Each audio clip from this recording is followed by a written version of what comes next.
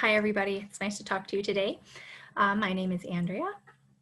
I am an English pronunciation trainer. My company is called ClearSpeak, and I focus on working with individuals on the skills of clarity and confidence. So this is a series targeted for Korean speakers of English, and it's meant as an initial overview to help guide your attention on where you need to focus your energy and your practice time. My focus is on clarity and confidence. I am trained as a speech language pathologist, and I also have extra training in working with non-native English speakers on English pronunciation. Okay, I primarily work with individuals in live training, right? I don't primarily make videos as my source of income. I work with people directly. So this video is built off of that experience of the people that I've worked with who are native Korean speakers and the struggles that I've seen them have. So let's dive into it. If you've watched my other videos, then you'll know basically what we're going to be talking about and how that format is going to look. If you haven't, I highly recommend going back and watching the other videos in this series. I started with an overview of the English sound system versus the Korean sound system. And then I just did videos on word stress, sentence stress, and intonation linking as the other 3 videos. Today we're going to be talking about the sounds B's and V's and P's and F's. So let's dive into that right now. Okay, I'm going to stop sharing for a second so I can get the Zoom, there we go, the Zoom functions. I totally block all my PowerPoint functions, so I can't make them work at the same time. Okay, now again, if you watched the English sound system video, the very first, yeah, that was the intro video. That was the very first video that I did. The resources that I have talk about how the V and the F are not part of the Korean phonemic inventory. They're not part of the sound system of Korean, which make these sounds very difficult for Korean speakers to produce when they're producing English. Now, one of the things that I find I'm working on all the time is not necessarily how to produce those sounds. It's really how to make the groups of sounds different from each other, because what will happen is we'll work so hard on V's and F's that B's and P's then become those sounds as well, instead of becoming 2 separate groups of sounds. I hope that makes sense. So I don't want you to just think about, oh, I just need to produce F's and V's. I need to stay focused on F's and V's. Yes, you do, but you also need to make sure B's and P's stay distinctive in an English way. And when English speakers say P's and B's, there's a very distinct abrupt pop of air. It's abrupt, it's sharp. I think about it as being sharp. Where V's and F's are fricative, right? We have continuous airflow, they're soft. Soft and long, abrupt, short, sharp. That's the distinction that we need to be making with these groups of sounds. Okay, I recommend doing some listening work. There are some resources you can use for listening. I really like this English accent website. I think I'll probably review that in more detail in my resources video, which will be the last video that I make, but it's a listening resource where you can train your listening ear and get kind of like a readout of like, well, how did you do? How well did you hear the difference between B's and F's and P's and B's? P's and F's and B's and V's, sorry. Okay, so you've got to do some listening work. Can you hear the difference? If you can't, work on that. I wouldn't work on that exclusive of production. I would still be working on production at the same time. So one of the skills here is that you need to know how to produce these sounds differently. So we have bilabial versus labiodental, right? I talked about this in the intro video, but B's and P's are bilabial. The lips touch each other strongly. B, P. They are blocking the air behind the lips and then releasing it abrupt, short, sharp. B, P. Right? Whereas F and V are labiodental. My bottom lip touches my top teeth. Sometimes it's the inner part of my lip. Sorry, that looks funny. Sometimes my teeth are actually on the lip.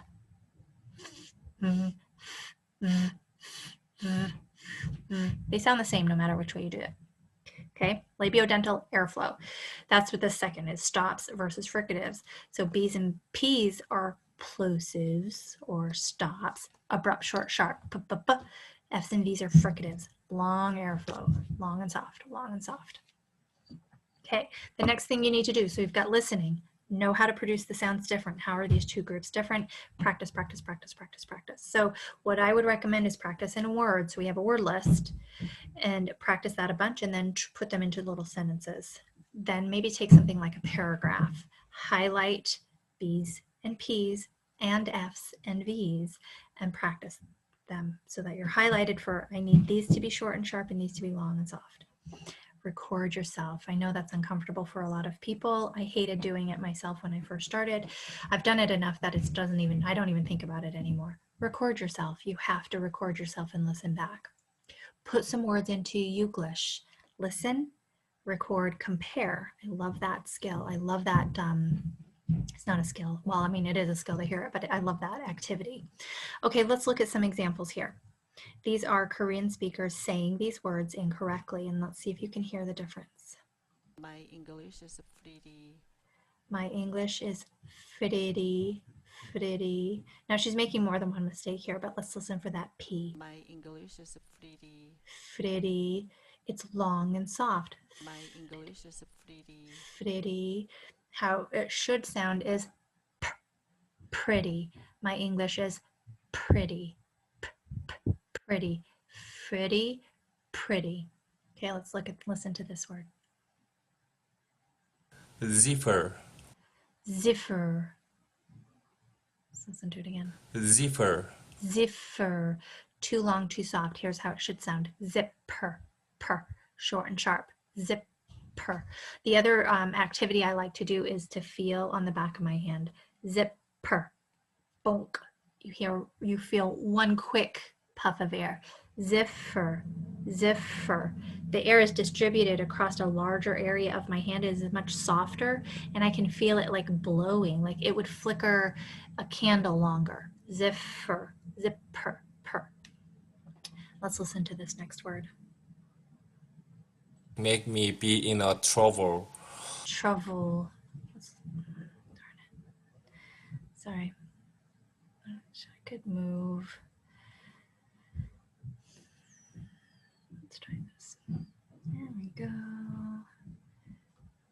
Sorry, I'm trying to move my...